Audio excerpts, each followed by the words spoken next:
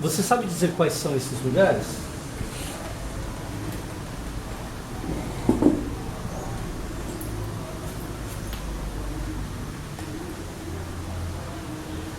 Esta foto é em Joanesburgo, a capital da África do Sul. Joanesburgo à noite. Luanda, a capital de Angola, perdão. Addis Abeba, a capital da Etiópia. Maputo, a capital do Moçambique. Bom, a primeira imagem que nós temos quando falamos em África é uma África de miséria. Quando vemos essas fotos, nós percebemos que a África não é só miséria. Então, por que os livros de história antiga e por que a televisão, a mídia, só falam numa África miserável? Em 2003, teve a Lei 10.639, que era uma lei de 9 de janeiro, que fazia o estudo da história da África, da história e cultura afro-brasileira e indígena, que foi alterada em 2008 pela Lei 11.645, de 10 de março de 2008. A lei é um resquício da Lei 9.394, de 20 de dezembro de 96. Essa lei diz que nos estabelecimentos de ensino fundamental e do ensino médio das instituições públicas e privadas, torna-se obrigatório o estudo de história e cultura afro-brasileira e indígena no currículo escolar. O conteúdo referente à história e cultura afro-brasileira dos povos indígenas brasileiros serão ministrados no âmbito de todo o currículo escolar, em especial nas áreas de educação artística e literatura e histórias brasileiras. O que é a África? A África é o terceiro maior continente, é o terceiro continente mais extenso, atrás da Ásia e da América, e o segundo mais populoso. Cerca de 1/7 da população do mundo, de 54 países independentes, tem cerca de 1.500 línguas, possui grandes reservas minerais, abriga cerca de 8% das reservas mundiais de petróleo e gás natural. Com tantas riquezas minerais, o continente é pobre economicamente, devido à exploração dos recursos pelas nações desenvolvidas, Estados Unidos, Canadá e as nações europeias. Quais são as visões da África que são transmitidas nos meios de comunicação no mundo? Uma África miserável, uma África de guerras étnicas, uma África selvagem, e uma África de escravidão. Mas o que é a escravidão? A escravidão, denominada também escravagismo ou escravagismo e escravatura, é a prática social que um ser humano assume direitos de propriedade sobre outro, designado por escravo, qual é imposta tal condição por meio da força. Em momento algum é citado o negro como escravo, devido ao fato dele não ter sido escravo, e sim escravizado. A escravidão é um dos processos mais antigos que ocorreram na história da humanidade. Esta é a imagem que, se digitarmos no Google escravidão, no site de buscas, nós teremos. Como é a questão da escravidão? Como a questão da escravidão é tratada nos livros didáticos na escola? Como será que a criança branca se sente em relação ao colega negro ao ver estas imagens? Como a criança negra se sente ao ver essas imagens? Qual é o papel comum aos negros nas telenovelas? E como o negro é tratado depois de 126 anos de abolição? Por que não dar ênfase às personalidades negras?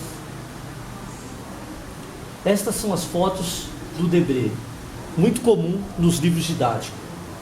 Mostra um negro apanhando e um grupo de negros longe, sem nenhum sistema de rebelião. Nas duas imagens acima. Nas imagens de baixo mostra um negro servindo E na outra mostra a senhora branca brincando com uma criança negra, como se ele fosse um bicho ou qualquer coisa do gênero. Os negros nas telenovelas são sempre vistos como empregadas domésticas, como bandidos, como escravos, ou a sensualização da negra, tendo somente como uma mulher objeto. O negro é marginalizado nas questões sociais pela polícia.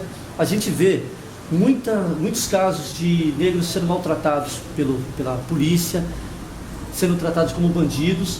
E aqui nessa foto, que é uma foto do início dos anos 80, nos lembra muito a situação dos afrodescendentes no final do século XIX. Mostra que não teve muita mudança na questão social do tratamento para com os negros no Brasil. Aqui tem algumas personalidades negras. Milton Santos, como sendo um grande geógrafo brasileiro. Glória Maria, uma jornalista.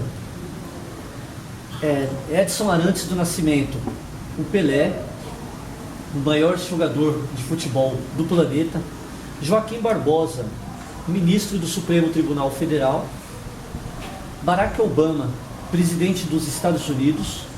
Josué de Castro, grande geógrafo e intelectual brasileiro, escritor do célebre livro clássico A Geografia da Fome. Lázaro Ramos, ator e militante do movimento negro.